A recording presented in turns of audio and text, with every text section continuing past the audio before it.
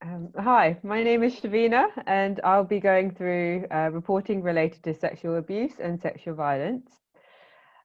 Reporting sexual abuse as an adult, is an option a survivor might want to take, but we also recognise that not everyone can or wishes to report.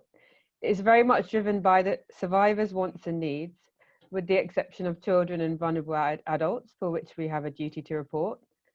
We also recognise that prisons are not necessarily the answer to eradicating sexual violence and are committed to having broader conversations about what effective justice looks like at an individual and collective sense to prevent these cycles of sexual violence. In the next couple of minutes, I'll go through the available reporting channels for sexual abuse, which includes cases of child abuse, recent sexual abuse, online sexual abuse, and non-recent sexual abuse. So we'll start with child abuse. Do have a look at ANBU UK's videos on our website for more information on what is childhood sexual abuse, abbreviated as CSA, the indications of CSA, and the effects of CSA. If you're worried that a child or young person is at immediate risk, call 999 straight away, or if it's a non-emergency call, call 101. You can report anonymously through the NSPCC. They have trained counsellors available 24/7 who can provide support and advice on the next steps. You don't need to be sure. It's okay to report a suspicion.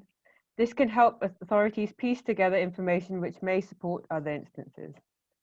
You can also report via the Children's Social Care Team at their local council. You'll be asked for your details, but you can choose not to share them. If you report to the council, the person who answers your call will decide what to do. For example, they might gather more information, ask a social worker to look into it, or contact the police if they think the child is at immediate risk or a crime has been committed. The Children's Social Care Team will let you know what happens next, but they will not be able to give you any confidential information. I will now go through how to respond to recent sexual abuse. If you're the victim of rape or sexual assault, there are several avenues of response. You can call 999 if you wish to report a rape or attempted sexual assault as soon as possible after the crime.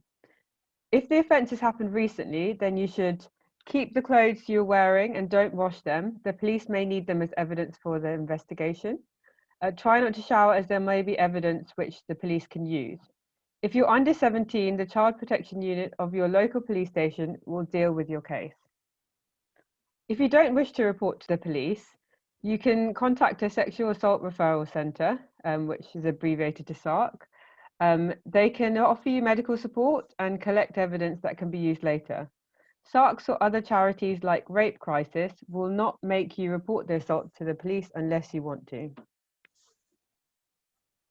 A sexual assault referral centre, or SARC, is a specialist facility independent of the police where recent victims of rape or sexual assault can receive immediate help and support.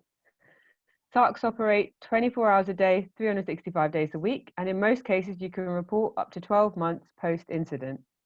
You can use the services with or without reporting to the police in most cases. At the SARC, forensic evidence will be stored for any future investigations. If you want forensic evidence to be collected, try not to eat or drink, smoke, wash, brush your teeth, change your clothes, clean up the places where it happened. This is to preserve as much evidence as possible. They can also provide advice about STI screening and medication. You can discuss with the SARC if you wish to pass on the sample to the police. They can do this anonymously. If the police decide to test the samples, and this produces results, they will let you know and help you decide what to do next, such as reporting the assault to the police. You can ask them to store the samples at the SARC until you have decided what to do. Through the SARC, you will also be provided with a crisis support worker. They can support with access to follow-up care with therapeutic services. Most rape specialist organisations will offer an independent sexual abuse advisor service, abbreviated to SASVAW, and ANBU UK will be starting up this service later on in the year. SASVAWs provide emotional support and guidance for anybody that has experienced sexual violence at any point in their lives. SASVAWs are trained to look after the needs of their clients and to ensure that they receive care and understanding. They help victim survivors to understand how the criminal justice process works and the process and importance of forensic DNA retrieval. I will be the SASVAW for ANBI UK, and we hope to launch the service in June 2021. We will provide clients with the information they need to make the right decision for them. We will not pressure clients into reporting any offence to the police. I will now talk about online sexual abuse. This includes intimate images shared without consent, webcam blackmail, images recorded without consent, and upskirting. See our video on intimate image abuse for further information. If you're worried that your child is being groomed online or sexually exploited, you should report your concerns to the Child Exploitation and Online Protection Command for the UK. They are a law enforcement agency helping to keep children and young people safe from sexual abuse and grooming online. You or the child can report on their website. This may include instances such as someone online having asked them to send nude images, someone having shared a nude image with another person online and they're being threatened with it, if they did something that they're embarrassed about on webcam and someone has turned nasty towards them, and if someone online was talking to them about sex and it made them uncomfortable. These are just some of the scenarios. See the CEOP website for more information. If you make a report to CEOP, one of their child protection advisors will get in contact over the phone or email to make sure that the person reporting is safe. They will work with the individual to make a keeping safe plan and discuss what will happen next.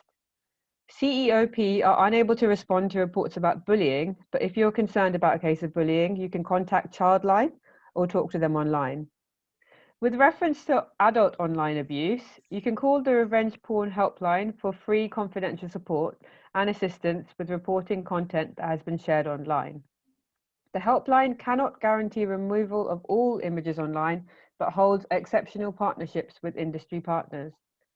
They support all adults in the UK who are victims of intimate image abuse and have had their intimate images and videos shared without their consent, or when someone is threatening to do this. If you have had intimate content shared online, they can help with the reporting and removal of content.